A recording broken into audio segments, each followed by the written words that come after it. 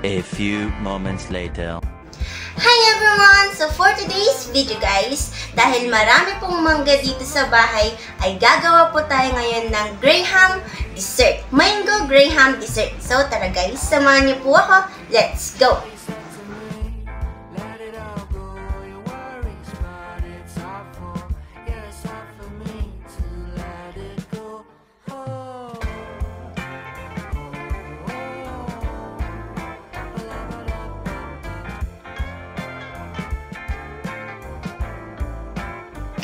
Una guys, ay maglalagay po tayo ng 2 kutsarang gelatin dito sa ating mixture.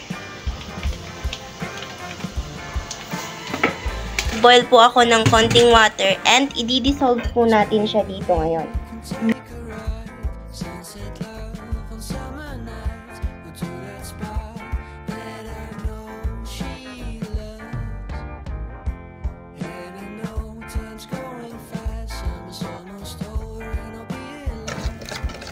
Ilalagay na po natin ngayon ang all-purpose cream and ihalo-halo po natin dito sa gelatin na dinisolve natin kanina.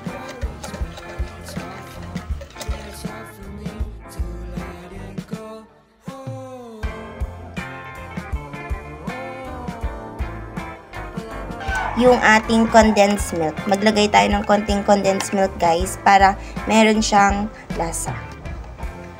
And i-mix-mix natin.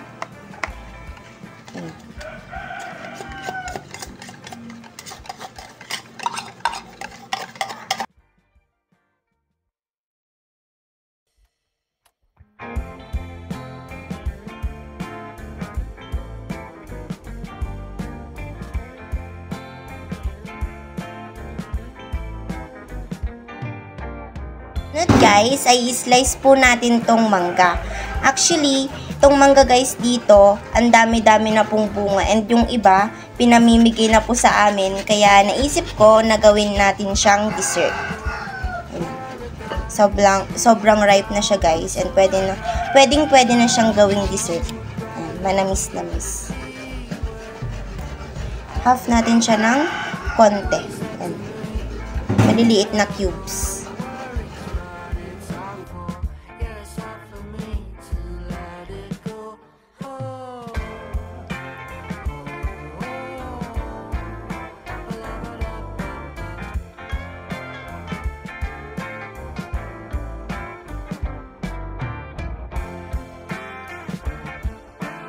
Ngayon guys, ginamit po natin yung baso para matanggal po yung laman ng ating mangga.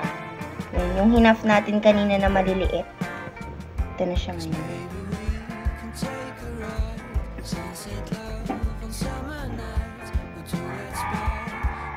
Try natin maano yung mangga guys. Next po natin is tong Graham. Yan, kuha tayo ng isa.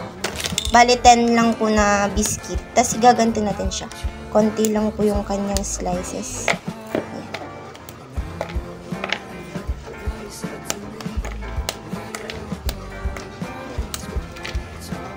Ayan.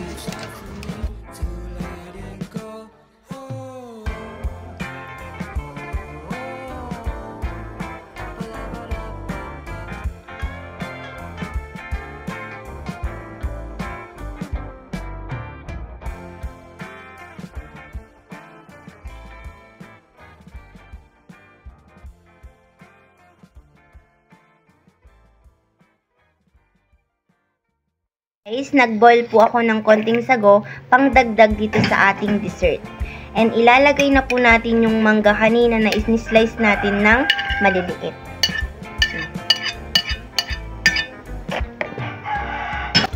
And last, ilagay na po natin yung mixture na ginawa natin kanina. Yung gelatin, yung mga cream. Ayan. And then, ihalo po natin sila lahat-lahat.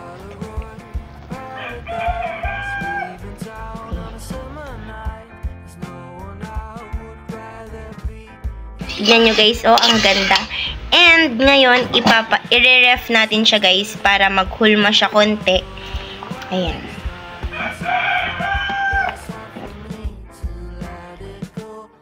I-transfer po natin siya dito sa Tupperware.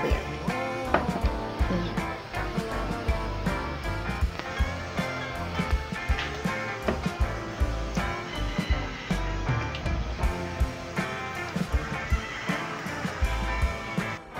tapos na po nating nagawa yung dessert na ginawa natin kanina. And curious ako kung anong lasa niya.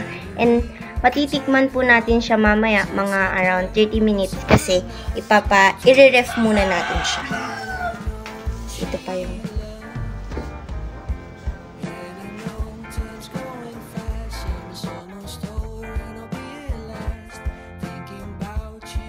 So guys, after hours, titignan na po natin if okay na po yung ating mango graham dessert.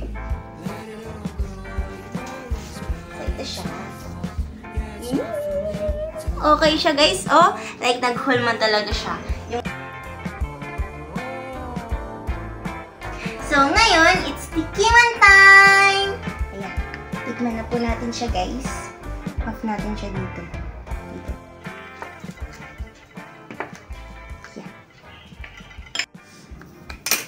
And ito na po yung slice natin kinuha and let's try it. Yan. Kain tayo dessert, guys. So yummy.